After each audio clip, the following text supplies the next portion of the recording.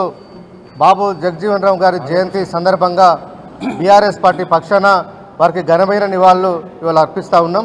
ఎందుకంటే బాబు జగజీవన్ రావు గారు భారత స్వతంత్ర ఉద్యమంలోనే బడుగు బలహీన వర్గాల కోసం, అట్టడుగు వర్గాల కోసం ఖచ్చితంగా న్యాయం జరగాలనే ఉద్దేశంతో మొదటి కార్మిక శాఖ మంత్రిగా ఈ దేశానికి సేవలు అందించిన నాయకుడు బాబు జగజీవన్ రావు గారు. వారు కార్మిక రంగంలో తీసుకున్న సంస్కరణల వల్లనే ఈ దేశంలో అట్టడుగు వర్గాలున్న ప్రజలకు, పేదవాళ్లకు, కులాలకు, మతాలకు అతీతంగా కూడా ఎన్నో సంస్కరణలు తీసుకొచ్చిన గొప్ప నాయకుడు బాబు జగజీవన్ రావు గారు.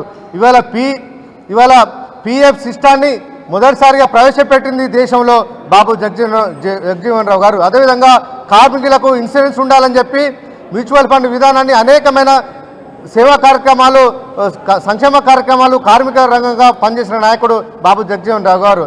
అదేవిధంగా ఇంటర్నేషనల్ లేబర్ ఆర్గనైజేషన్కు అధ్యక్షుడిగా పనిచేసిన మొదటి వ్యక్తి కూడా ఇవాళ బాబు జగజీవన్ రావు గారు. అలాంటి వారి సేవలను మనం కొనియాడాల్సిన బాధ్యత ఈ దేశంలోని ప్రతి పౌరుని మీద ఉందని చెప్పి ఈ సందర్భంగా మీకు విజ్ఞప్తి చేస్తా ఉన్నా.